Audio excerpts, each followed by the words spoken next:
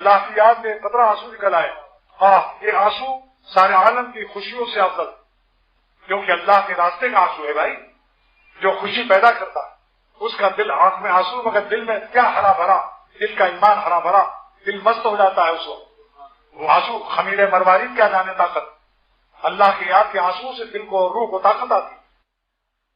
اور مریدوں کے قلوب میں سیراب اور ہرے بھرے ہو جاتے ہیں۔ اگر شیخ، اب سنیے شعر، میرا تازہ شعر، جیسے تازی گرم جلیبی مزیدار ہوتی کہ نہیں، گرم گرم جلیبی پیش کر رہا ہوں،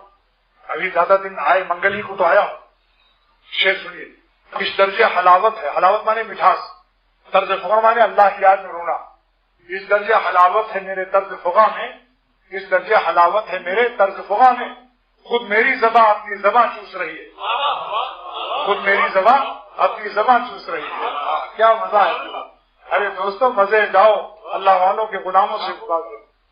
یہ امپورٹ ایکسپورٹ والے تو کافر بھی کھاتا پیتا ہے، ایکسپورٹ کرتا ہے، اللہ کے نام لینے والوں کے پاس جا کر رہو کچھ دن، دیکھو سارے عالم سے زیادہ مزہ وہاں پاؤ گے، کچھ دن رہ کے دیکھ لو۔ میں نے زندگی گزاری ہے، واللہ قسم کھا کر کہتا ہوں کہ شاہ عبد الغنی میرے مرشد رحمۃ اللہ علیہ جس وقت تلاوت کرتے تھے اور 10-20 آیتوں کے بعد کئی گھنٹے تلاوت کرتے تھے، ہر 10-20 آیتوں کے بعد جب وہ اللہ کہتے تھے اس طرح سے، ہر 10-20 آیتوں کے بعد جیسے انجن میں اسٹیم زیادہ ہو جائے تو ڈھکن کھول دیا جاتا ہے ورنہ باقی پھٹ جائے انجن، تو حضرت کا جسم سینہ معلوم ہوتا تھا پھٹ جائے گا، تو حضرت درمیان تلاوت میں تھوڑی تھوڑی دیر پر نعرہ مارتے تھے،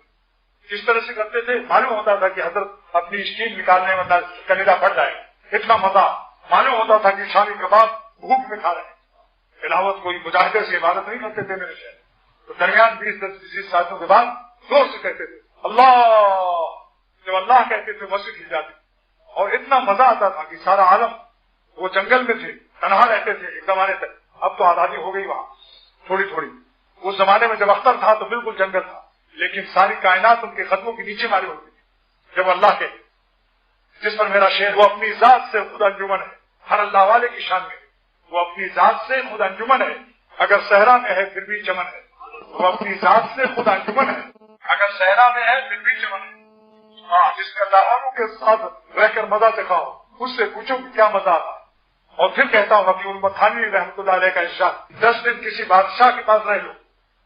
10 دن کسی دولت مند کے پاس رہ لو، 10 دن کسی رومانٹک فلم ایکٹرز کے پاس رہ لو، دنیا رومانٹک اس کا نام میں نے رکھا ہے، جو پہلے اٹلانٹک میں اور 10 دن کھانے پینے اور اچھے لباس والوں میں بھی رہ لو، مگر 10 دن کسی اللہ والے کے پاس رہ لو، آپ کا قلب فیصلہ کرے گا، آپ قسم کھا کر کہیں گے کہ سلاطین اس نعمت سے محروم ہے، دنیا اہل و دولت اس نعمت سے محروم ہے،